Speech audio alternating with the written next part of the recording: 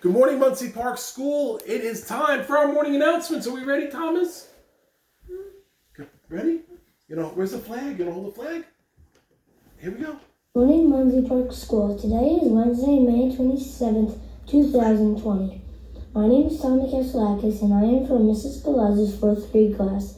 Please stand for the pledge.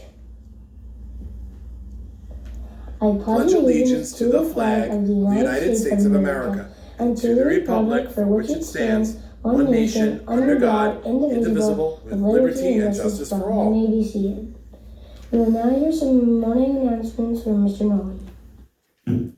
Thank you very much, Tommy. Good morning, boys and girls, teachers and staff. It is now our day of learning. We have a story. Can I do the announcements first? Okay.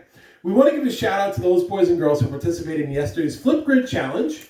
And they are Julia P., Mary P., Madison K., Benjamin J., Teresa P., Ariana C., Caitlin T., and Tommy T. They did wonderful Flipgrid challenges with paper airplanes. I was very, very impressed to watch your videos. So thank you for participating. We have one announcement, and that is for our 5th grade. It is 5th grade student materials pickup today. Please make sure you follow the schedule, and we look forward to returning those materials to you today. Today is National Grape Popsicle Day. It is also National Cellophane Tape Day. It is also National Senior Health and Fitness Day. Wonderful things to celebrate. We have our morning words of the day that come out of our morning mantra book, and they are, it never gets easier, but you get better. Words to live by. I want to wish everyone a great learning day. Don't forget to show your amazing character in your words, your actions, and your attitude. And don't forget to show your 3 R's, respectful, responsible, role models. Make it a great one. Let the day begin. And we are ready for a story. You have a story, Thomas? Bring it over. What's the story today? Thanks, buddy. Today's story is called Ralph Tells a Story by Abby Hanlon. Thomas, can you come over here so that everyone can see the story? Can you stand over here? And you put this, let's put that down. Thank you. Oh, no. Okay.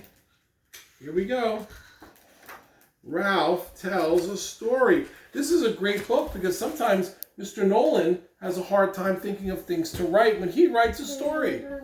My teacher always said stories are everywhere. And the kids in my class were always finding them. But every day at writing time, I could not write a story. I thought really hard. I stared at my paper. I stared at the ceiling. Ah! I have no story! No story? No, come stand over here. So I looked for other things to do. I went to the water fountain. I roamed the hallways. I tried everything. Then one day, after getting sent back to my desk, I begged Daisy for help. I can't write a story because nothing happens to me. Are you kidding? She said, I've written a ton of stories about you. She began pulling her stories out of her desk. Look at this one, she said. Remember the time you let me brush your hair? And this one, remember the time you knocked down all the crayons? Oh, and remember the time you painted your nails with a black marker? I thought, I'll never be a great writer like Daisy. Then Daisy stapled all her stories together. Click, click. Wow, she said. This book is already 13 pages. Click, click. Can I use the stapler, I asked. I was really good at stapling. But you have nothing to staple, said Daisy. You have to find a story first. So I looked for stories out the window, in the aquarium, in my desk. And when my teacher wasn't looking, I looked for stories on the floor. But still, no stories. Lying under my desk reminded me of lying in the grass at the park. I closed my eyes and imagined I was at the park. Just like that time, a little inchworm crawled on my knee. The sun was shining right into my eyes. Squinting, I picked up my wiggly inchworm and looked at it up close. And that's when my teacher found me. What's your story about? She asked. I opened my eyes. I saw an inchworm. Wonderful, she said. I can't wait to read what you wrote. But there was no inchworm story. Thomas, come here. I'm sitting over here. I sat down and tried to write about the interim. But right away, I got stuck. Do you know any interim stories? I asked Daisy. She just rolled her eyes and kept writing.